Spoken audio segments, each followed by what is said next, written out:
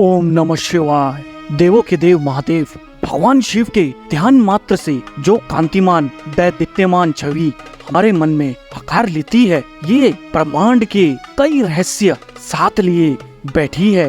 एक हाथ में एक त्रिशूल जो उनके ब्रह्मांडीय अधिकार का प्रतीक है, दूसरे हाथ में डमरू है जिसकी लयबद्ध थाप में समूचे ब्रह्मांड की धड़कन सुनाई देती है। उनके गले में सर्प की माला लिपटी हुई है जो आदिम भय पर उनके प्रभुत्व का प्रमाण है। उनके भव्य माथे पर चंदन से बना त्रिपुंड परम ज्ञान और धैर्य का प्रतीक है। उनकी जटाओं में से झांकता आधा चांद उनके कांतिमय छवि की शोभा बढ़ाता है। वहीं माँ गंगा भी उनके जटाओं के एक कोने में अपने अविरल धारा के साथ विराजमान है। उनके साथ रहने वाले दिव्य बैल नंदी टूट निष्ठा और भक्ति का प्रतीक है। ये 7 प्रतीक मिलकर ही शिव के सार कहलाते हैं जो हर शिवालय की शोभा बढ़ाते हैं। लेकिन ये 7 चीजें महादेव भोले भंडारी शिव के साथ कैसे जुड़ी हैं? आइए जानते हैं इनकी कहानी। त्रिशूल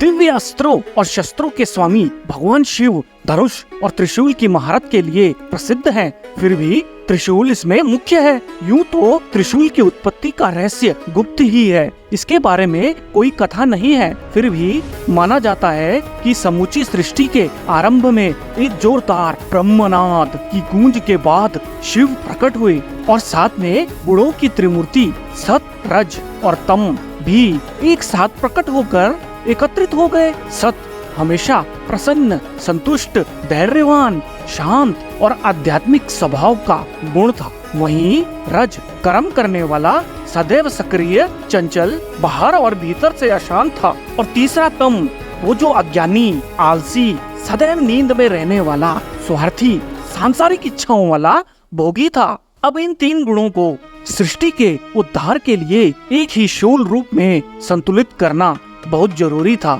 इसीलिए भगवान भोलेनाथ ने स्वयं आगे बढ़कर इसको अपने हाथों में धारण कर लिया, जो 3 शूल अर्थात त्रिशूल कहलाया, जिससे त्रिशूल का जन्म हुआ। त्रिशूल 3 सांसारिक गुणों के संतुलन का प्रतीक है और भोले बाबा इसे धारण करते हैं।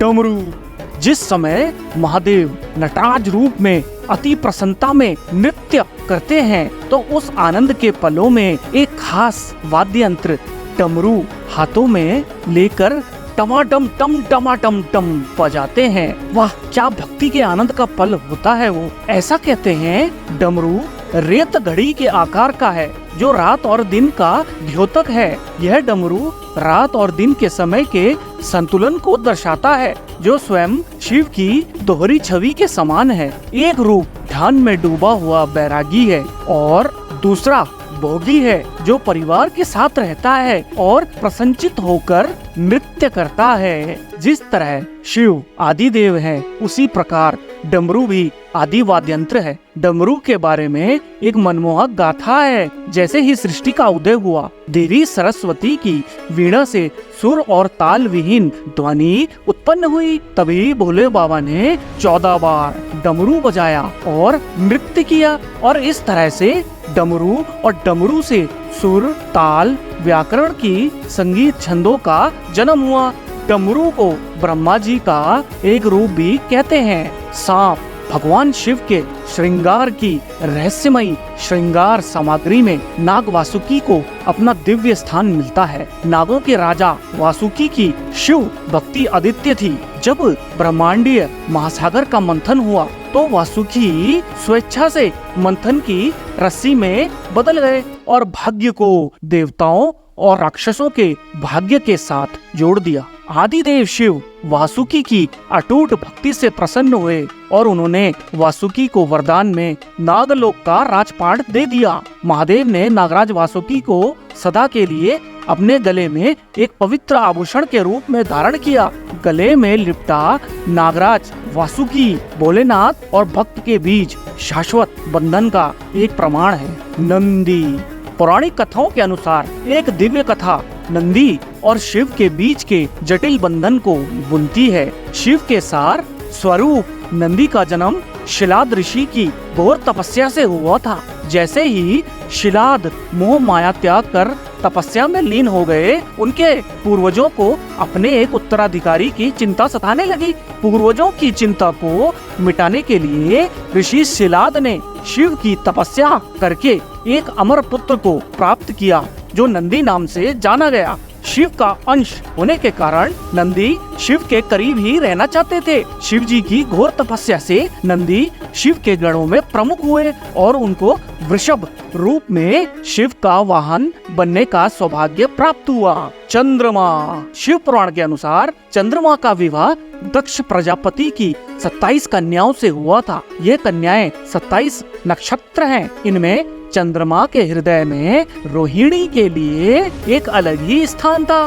दक्ष प्रजापति की अन्य ईर्ष्यालु कन्याओं ने इसकी शिकायत दक्ष से कर डाली, जिससे कुपित दक्ष ने चंद्रमा को क्षय रोग होने का श्राप दे डाला। अब चंद्रमा की चमक को खतरा हो गया था। इस शाप से बचने के लिए चंद्रमा ने भगवान शिव की तपस्या की। चंद्रमा की तपस्या से प्रसन्न होकर शिव जी ने चंद्रमा के प्राण बचाए और उन्हें अपने शीश पर स्थान दिया। जहाँ चंद्रमा ने तपस्या की थी, वह स्थान सोमनाथ कहलाया। मान्यता है कि दक्ष के शाप से चंद्रमा घटता और बढ़ता रहता है। त्रिपुंड। शिवजी के दिव्य बाल पर पवित्र राख बभूत से उकेरी गई 3 रेखाएं अंकित हैं। यह तीनों लोकों का प्रतीक है। इसे रज, तम और सत गुणों का प्रतीक भी माना जाता है। लेकिन शिव के माथे पर बभूत की ये 3 रेखाएं कैसे आई, इसकी बड़ी रहस्यमयी कहानी है। पुराणों के अनुसार दक्ष प्रजापति के यज्ञ कुंड में सती के आत्मदाह करते ही भगवान भोलेनाथ प्रचंड क्रोध में आ गए और सती के शरीर को कंधे पर उठाकर तीनों लोकों में त्राहिमाम मचाने लगे। महादेव के क्रोध की भयंकर गर्जना से तीनों लोग कांप उठे। अंत में भगवान विष्णु ने चक्र से सती की देह को खंडित कर दिया। इसके बाद भगवान शिव ने अपने माथे पर हवन कुंड की राख सती की याद को त्रिपुंड रूप में धारण किया। गंगा। पौराणिक कथा है कि ब्रह्मा की पुत्री गंगा स्वभाव से चंचल थी। एक दिन दुर्वासा ऋषि जब नदी में स्नान करने आए तो हवा चलने से उनके वस्त्र थोड़े से उड़ गए और तभी गंगा उन पर हंस पड़ी। क्रोधित दुर्वासा ने गंगा को शाप दे दिया कि तुम धरती पर जाओगी और पापी तुम में अपना पाप धोएंगे। इस कड़ी को जोड़ते हुए इस घटना के बाद महाराज भागीरथ ने अपने पूर्वजों सागर के पुत्रों को मुक्ति दिलाने और जीवन मरण के दोष से मुक्त कराने के लिए तप शुरू किया और भगवान शिव ने भागीरथ को वरदान देते हुए गंगा को स्वर्ग से धरती पर आने के लिए कहा।